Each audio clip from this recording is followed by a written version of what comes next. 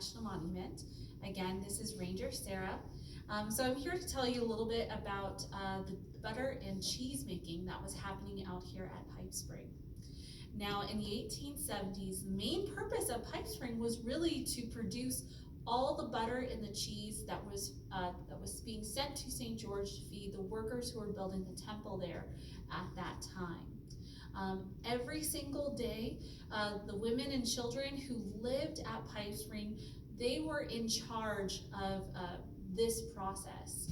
So every single day, they were making 40 pounds of butter and 60 pounds of cheese, which is a lot of butter and cheese. Now, how you make butter is actually really easy. So when you milk a cow, it is a whole milk, and so the cream of the milk will rise up and separate from the rest.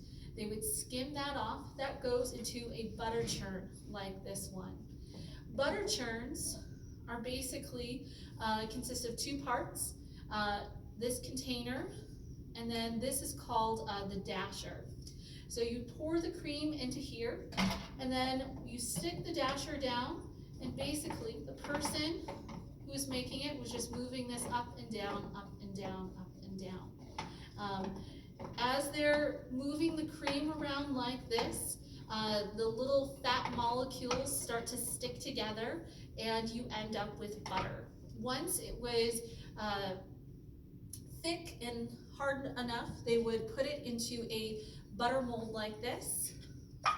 You would just pack the butter in, press it down, and you get it into the nice rectangular butter shape that we are all familiar with. Now, making butter at home is also really easy. You do not need a butter churn like this. All you really need is a jar with a screw top lid and some cream if you can get it at the grocery store. And what you can do is you can pour the cream into that jar, you put the lid on really tight, and then you just start to shake it. And you just keep shaking that jar. It works better if the cream is at room temperature. It won't take as long to make butter that way, but you will, as you shake it, it will start to stick together and turn into butter. So I hope you get a chance to make this at home. Thank you again for sharing this with us here at Pipe Spring. All right, see you later, kids.